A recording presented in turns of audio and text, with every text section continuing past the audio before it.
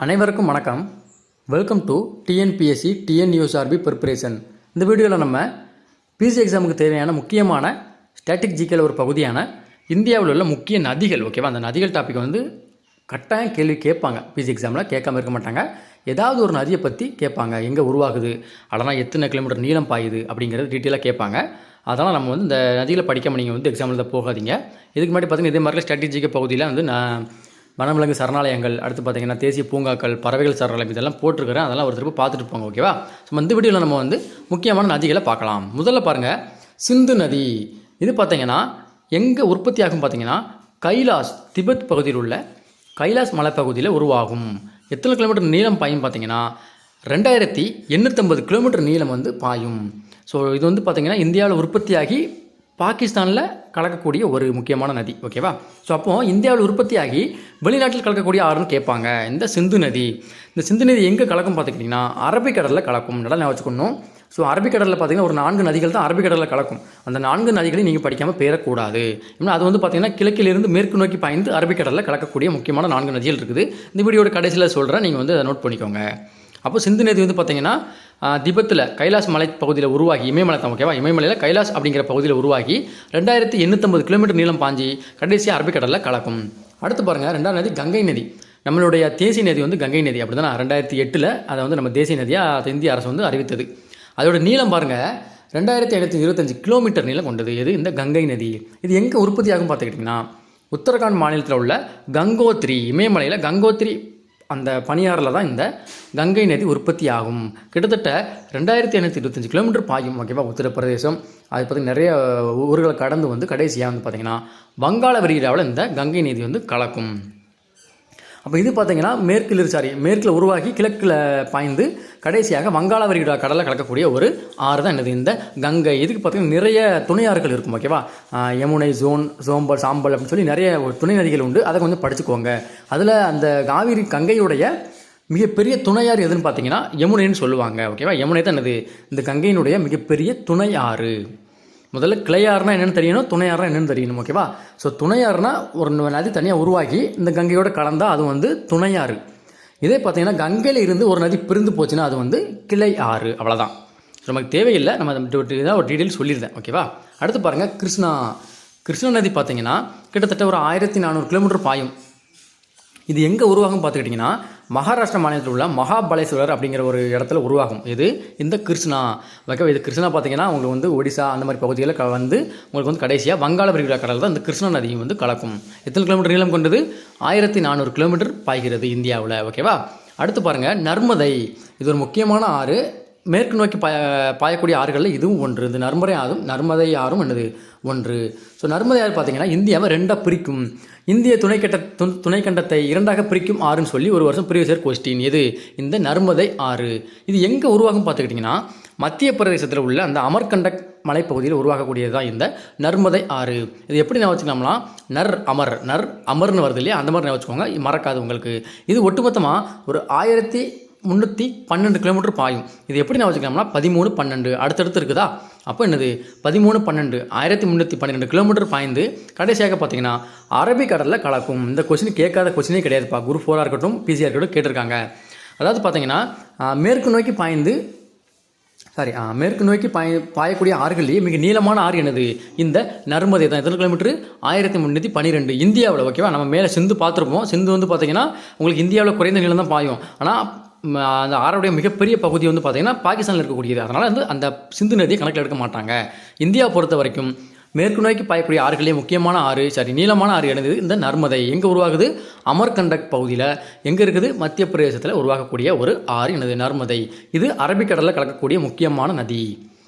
அடுத்து யமுனை. நான் சொன்னேன் இல்லையா, அந்த கங்கை நதி இருக்குல்லையா, கங்கை நதியில் கலக்க மிகப்பெரிய ஒரு துணையாறு தான் இந்த யமுனை. இது பார்த்தீங்கன்னா யமுனோத்ரி அப்படிங்கிற இடத்துல உருவாகும்.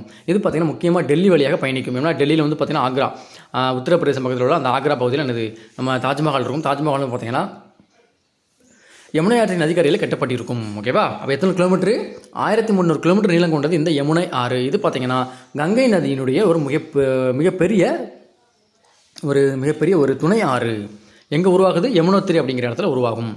அடுத்து பிரம்மபுத்திரா. இது ஒரு முக்கியமான ஆறு. ரொம்ப அடிக்கடி கேட்கக்கூடிய கொஸ்டின் கூட இது வந்து ஓகேவா. பிரம்மபுத்திரா ஆறு இது பார்த்தீங்கன்னா செம்யூடாங் அப்படிங்கிற இடத்துல திபெத் பகுதியில் உருவாகும். அது உருவாகிற பேர் வந்து என்னது செம்மாயும் டங் ஓகேவா செம்மாயும் டங் அப்படிங்கிற இடத்துல உருவாகும் இந்த பிரம்மபுத்திரா. இது பார்த்திங்கன்னா திபெத்தில் இருக்குது. இதோடைய நீளம் பார்த்தீங்கன்னா 900 கிலோமீட்டர் ஓகேவா. 900 கிலோமீட்டர் இந்தியாவில் பாயும் ஓகேவா. இதில் இது வந்து பார்த்திங்கன்னா வங்காளதேசத்தில் வந்து பார்த்திங்கன்னா ஒரு ஏதோ ஒரு பேர் சொல்லி அழைப்பாங்க, எனக்கு தெரியல. ஸோ தெரிஞ்ச அந்த வீடியோக்குள் கமெண்ட் பண்ணுங்கள் ஓகேவா. இது பார்த்தீங்கன்னா அசாமினுடைய துயரம் என அழைக்கப்படுகிறது. அசாமின் துயரம் என்னது பிரம்மபுத்திரா. ஏன்னு பார்த்தீங்கன்னா மழைக்காலங்களில் இந்த ஆறில் அதிக வெள்ளப்பெருக்கு ஏற்பட்டு அந்த அசாமை வந்து பார்த்திங்கன்னா ஒரு பெரிய பொருள் சேதத்தையும் உயிர் சேதத்தையும் ஏற்படுத்தும்.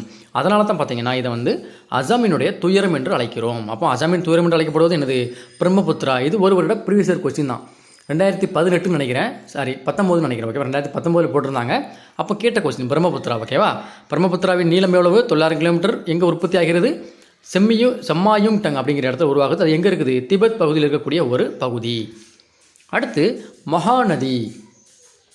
மகாநதி பார்த்திங்கன்னா ஒடிசாவினுடைய ஒரு துயரமாக கணக்கப்படுகிறது. இது இந்த மகாநதி கிட்டத்தட்ட 851 கிலோமீட்டர் தான் பாயுது ஓகேவா. 850 கிலோமீட்டர் பாயுது இந்த மகாநதி.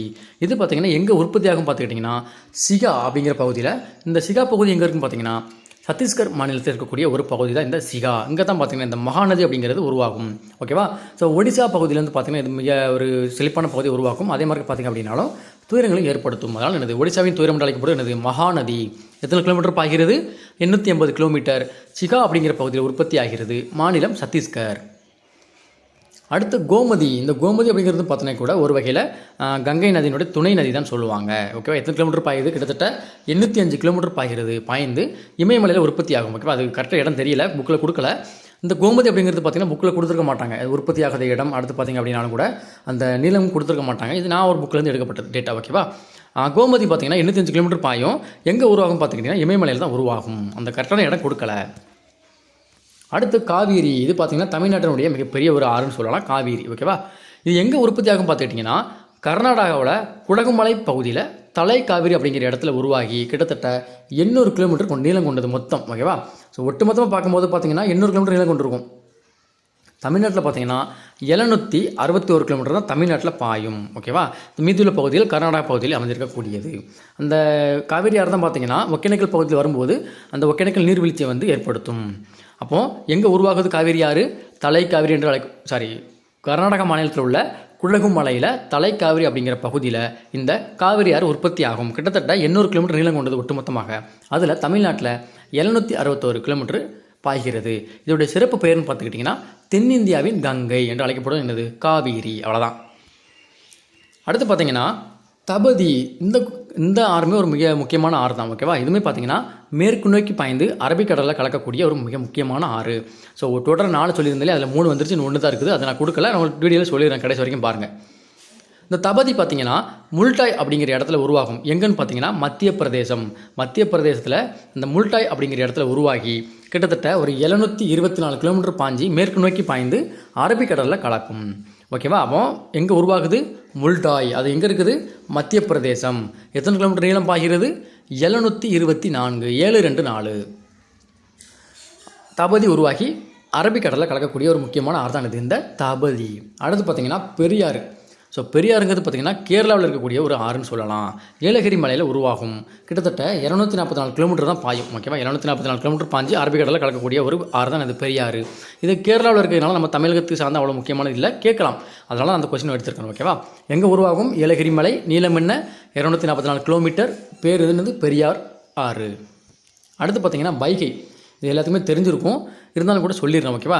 வைகை பார்த்திங்கன்னா கிட்டத்தட்ட 240 கிலோமீட்டர் பாயும் ஓகேவா. தேனியில் உள்ள அந்த வர்த்தநாடு குன்றுகள் அந்த மலைப்பகுதியில் உருவாகி மதுரை, வைகை, திண்டுக்கல் இந்த மாதிரி பகுதிகளெலாம் சிறப்பாக பாஞ்சி கடைசியாக பார்த்திங்கன்னா கிழக்கு நோக்கி வங்காள விரிகுடாவில் கலக்கும் வைகை ஆறு ஓகேவா. அப்போ எங்கே உற்பத்தி ஆகுதுப்பா வைகை வருஷ நாட்டில் உற்பத்தி ஆகுது. எத்தனை கிலோமீட்டர் நீளம் பாய்கிறது 240 கிலோமீட்டர் நீளம் பாய்கிறது வைகை ஓகேவா. மதுரைக்கு ஒரு சிறந்த வைகை வந்து மதுரைக்கு வந்து ஒரு சிறந்த ஒரு அணையாக திகழ்கிறோம் ஓகேவா. அடுத்து பாருங்கள் கோதாவரி பார்த்திங்கன்னா 1465 கிலோமீட்டர் பாயும் ஓகேவா டோட்டலாக. இதுதான் பார்த்திங்கன்னா தென்னிந்தியாவோட மிக நீளமான ஆறும் கூட. எப்படி நம்ம இந்தியாவுக்கு நீளமான ஆறுன்னு பார்த்திங்கன்னா கங்கைன்னு சொல்கிறாங்களோ அதே மாதிரி பார்த்திங்கன்னா தென்னிந்தியா கர்நாடகா, கேரளா, ஆந்திரா அந்த மாதிரி மாநிலங்களில் உள்ள மிக நீளமான ஆறு என்னது? இந்த கோதாவரி ஆறு தான். எத்தனை கிலோமீட்டர் பாயிருப்பா? 1465 கிலோமீட்டர் பாய்கிறது. ஓகேவா? எங்கே உருவாகும் பார்த்தீங்கன்னா நாசிக் குன்றுகள் மகாராஷ்டிராவில் உருவாகும். மகாராஷ்டிராவில் மும்பை அந்த பகுதி நாசிக் குன்றுகள்னு சொல்லி ஒரு பகுதி இருக்கும். அந்த பகுதியில் உருவாகி கிட்டத்தட்ட ஒரு 1465 கிலோமீட்டர் பாஞ்சி கடைசியாக பார்த்தீங்கன்னா ஆந்திராவில் அந்த வங்கக்கடலில் கலக்கும். ஓகேவா? கோதாவரி வந்து என்னது? தென்னிந்தியாவின் மிக நீளமான ஆறு என்னது? இந்த கோதாவரி தான். இதுக்கு ஒரு சிறப்பு பெயர் உண்டு, விருத்த கங்கா என்று அழைக்கப்படும். விருத்த கங்கா என்று அழைக்கப்படுவது ஆறு என்னது தான்? இந்த கோதாவரி ஆறு தான். ஓகேவா? விருத்த கங்கா நல்லா வச்சுக்கணும், விருத்த கங்கா. லாஸ்ட்டாக பார்த்தீங்கன்னா தாமிரபரணி. ஓகேவா? தாமிரபரணி எல்லாத்துக்குமே தெரிஞ்சிருக்கும். தமிழ்நாட்டுடைய வற்றாத ஜீவநதி. ஓகேவா? எப்படி இந்த இமயமலையில் உருவாகக்கூடிய ஆறுகள் வந்து வற்றாதோ அதே மாதிரி பார்த்தீங்கன்னா மேற்கு தொடர்ச்சி மலையில் உருவாகி வத்தாமல் 24 வருடத்தை 365 நாள் வத்தாமல் ஒரு இருக்கக்கூடிய ஆறுன்னு கேட்ட தமிழ்நாட்டில் இந்த தாமிரபரணி தான். ஓகேவா? எத்தனை கிலோமீட்டர் நீளம் பார்த்தீங்கன்னா 123 கிலோமீட்டர் நீளம் தான் பாயும். 1 2 3. தாமிரபரணி பார்த்தீங்கன்னா 123 கிலோமீட்டர் பாஞ்சி எங்கே வங்காள விரிகுடாவில் கலக்கும். ஓகேவா? அது எங்கே உருவாகும் பார்த்துக்கிட்டிங்கன்னா அகத்தியர் மலையில் உருவாகும். அகத்தியர் மலை தமிழ்நாட்டில் இருக்கக்கூடிய அந்த அகத்தியர் மலையில் உருவாகி தான் கிட்டத்தட்ட 123 கிலோமீட்டர் பாஞ்சி திருநெல்வேலி தூத்துக்குடி இந்த 2 மாவட்டத்துக்குமே பார்த்திங்க அப்படின்னா ரொம்ப சிறப்பாக நம்ம விவசாயத்துக்கு செழிப்பாக உதவும். ஓகேவா? கடைசியாக வங்காள விரிகுடாவில் கலக்கும். ஸோ அப்போ மேற்கு நோக்கி பாயக்கூடிய அந்த ஆறுகளை சொல்லியிருந்தேன். ஓகேவா? முதல்ல சிந்து நதி அது வந்து பார்த்திங்கன்னா இந்தியாவில் உற்பத்தியாகி பாகிஸ்தானில் கலக்கும். அதனால் அதை நீங்கள் மைண்டில் வச்சாலும் ஓகே தான், மைண்டில் வைக்கலனாலும் ஓகே தான். கேட்கலாம், கேட்காம இருக்க வாய்ப்பு இல்லை, கேட்கலாம். அடுத்து பார்த்தீங்கன்னா நர்மதை பார்த்தீங்கன்னா மேற்கு நோக்கி பாய்ந்து அரபிக்கடலில் கலக்கக்கூடியது மிக நீளமான ஆறும் கூட இந்த நர்மதை. லாஸ்ட்டாக பார்த்தீங்கன்னா தபதி. இந்த தபதிங்கிறது என்னது? கிழக்கில் உருவாகி மேற்கு நோக்கி கலந்து பாய்ந்து அரபிக்கடலில் கலக்கக்கூடிய ஒரு ஆறு தபதி. ஓகேவா? லாஸ்ட்டாக பார்த்தீங்கன்னா மாஹின்னு சொல்லுவாங்க. அது வந்து நான் புக்கில் இருக்குது, நான் கொடுக்கல. ஓகேவா? மாஹி. இந்த மாஹிங்கிற ஆறு பார்த்தீங்கன்னா அதே மாதிரி கிழக்கில் உற்பத்தியாகி அரபிக்கடலில் கலக்கக்கூடிய ஒரு முக்கியமான ஆறு தான் இந்த மாஹி. ஸோ அப்போ டோட்டலாக ஒரு 4 ஆறுகள் பார்த்தீங்கன்னா கிழக்கிலிருந்து மேற்கு நோக்கி பாய்ந்து அரபிக்கடலில் கலக்கும். அது என்னென்ன ஆறுகள்னு நான் மறுபடியும் சொல்லிடுறேன். முதல்ல சிந்து நதி வந்து பார்த்திங்கன்னா அந்த கிழக்கில் உருவாகி அரபிக்கடலில் கலக்கும். அடுத்து பார்த்திங்கன்னா நர்மதை. இந்த நர்மதை ஆறும் பார்த்திங்கன்னா கிழக்கில் உற்பத்தியாகி மேற்கு நோக்கி பாய்ந்து அரபிக்கடலில் கலக்கும். லாஸ்ட்டாக பார்த்திங்கன்னா தபதி ஆறும் பார்த்திங்கன்னா மேற்கில் பாய்ந்து கிழக்கில் உருவாகி மேற்கில் பாய்ந்து அரபிக்கடலில் கலக்கும். லாஸ்ட்டாக பார்த்தீங்கன்னா மாஹி. அதை நான் கொடுக்கல, உங்களுக்கு கொடுத்துட்றேன். ஓகேவா? ஸோ மாஹின்னு இருக்கும் ஒரு ஆறு. ஓகேவா? மாஹி அப்படிங்கிற ஆறும் பார்த்தீங்கன்னா அரபிக்கடலில் கலக்கக்கூடிய ஒரு முக்கியமான ஆறு. ஸோ இதுதான் பார்த்தீங்கன்னா இந்தியாவில் உள்ள முக்கியமான ஆறுகள். இதுலேருந்து என்ன கேட்கலாம் அப்படிங்கிறத நான் வந்து சொல்லிடுறேன். ஓகேவா? இதோட நீளம் முதல்ல ஆறுன்னு எடுத்துக்கிட்டால் அதோடைய பேரெலாம் கேட்க மாட்டாங்க, பேரெலாம் எல்லாரும் தெரிஞ்சிருக்கும். ஓகேவா? கேட்ட என்ன திரும்ப கேட்பாங்க? நீளம். முதல்ல எல்லாத்துக்குமே நீளம் கேட்பாங்க. ஒன்று நீளம் கேட்கலாம், இல்லைனா மிக நீளமான ஆறுன்னு கூட கேட்கலாம். அப்படி கேட்கலாம். இந்த இது டைப்பு. அதுக்கடுத்து பார்த்தீங்கன்னா எங்கே உற்பத்தி ஆகிறது அது கேட்க வாய்ப்பு இருக்குது. இல்லைனா உருவாகக்கூடிய அந்த மாநிலங்களை கேட்கலாம். அப்படி இல்லைனா அந்த ஆறுகளால் பயன்படக்கூடிய மாநிலங்களை கேட்கலாம். இதுதான் கேள்வி. ஓகேவா? வேறு இதுலேருந்து வேறு டைப் கேட்கவே முடியாது. ஓகேவா? ஒரு சில நேரங்களில் அந்த ஆற்றின் குறுக்கே கட்டப்பட்ட அணைகள் அதை கேட்க வாய்ப்பு இருக்குது. அதையும் நான் வந்து உங்களுக்கு தனியாக வீடியோ கொடுத்துட்றேன். ஓகேவா? ஸோ இந்த பிடிஎஃப் எனக்கு வேணும் அப்படின்னா நீங்கள் வந்து இந்த வீடியோக்கு 1 KV கொடுங்க. நண்பர் ஒருத்தர் சொல்லியிருந்தாரு, நீங்கள் வந்து 1 KV பார்க்காதீங்க, நாங்கள் வந்து பார்க்குறோம் இல்லையா, அவங்களுக்காக கொடுங்க அப்படின்னு சொல்லி கொடுத்துருந்தாரு. ஒரு 15 நிமிஷம் வீடியோ தான். ஓகே? ரொம்பலாம் போடலை. எல்லாருமே பார்த்தீங்கன்னா அதெல்லாம் 10 நிமிஷம் தான் போட்டிருப்பேன். அந்த வீடியோ நீங்கள் 1 KV கொடுக்க மாட்டீங்க. நான் கொடுக்கலாம், தப்பு இல்லை. என்னுடைய உழைப்புக்கு ஒரு பலன் வேணும் இல்லையா? ஸோ நான் உங்களுக்கு மெனக்கிட்ட உட்காந்து டைப் பண்ணி இந்த மாதிரி போடுறேன். நான் கொடுக்க மாட்டேன்னு சொல்லலை, கொடுத்துட்றேன். உங்களுக்கு பிடிஎஃபாக நான் டெலிகிராமில் கொடுத்துட்றேன், கொடுக்க மாட்டேன்னு சொல்லலை. அதனால் கொஞ்சம் எனக்கு வீஸ் கொடுங்க. ஓகே? வீஸ் கொடுத்து எனக்கு கொஞ்சம் வாட்ச் ஹவர்ஸ் கிடைக்கும். அதனால தான் ஒன்றும் இல்லை, பிரச்சனை. ஓகேவா? 1 வீஸ் கொடுத்தீங்க அப்படின்னா எனக்கு உங்களுக்கு மெயின் என்ன பார்த்து நீங்கள் எழுதுங்க. இன்னொரு விஷயம் என்ன பார்த்தீங்கன்னா, நீங்கள் இந்த நோட்ஸ் நான் கொடுக்குற வீடியோ பார்த்து நீங்கள் எழுதினாலே உங்களுக்கு வந்து ஒரு டைம் படித்த மாதிரி இருக்கும். ஓகேவா? கட்டாயம் நீங்கள் எழுதி படிச்சிங்க அப்படின்னா உங்களுக்கு அது லைஃப் லாங் மைண்டில் இருக்கும், மறக்காது. பிடிஎஃப் கூட நீங்கள் அதை கட்டாயம் நீங்கள் வந்து மொபைலில் தான் படிப்பீங்க. மொபைலில் எத்தனை நாள் பார்க்க முடியும்? 2 நாள் பார்ப்பீங்க, 1 நாள் பார்ப்பீங்க. இதை நீங்கள் பிரிண்ட் எடுத்து வச்சுருந்தீங்கன்னா உங்களுக்கு ஃப்ரீயாக இருக்க டைம் எப்போனாலும் எடுத்து பார்த்துக்கலாம். ஓகேவா?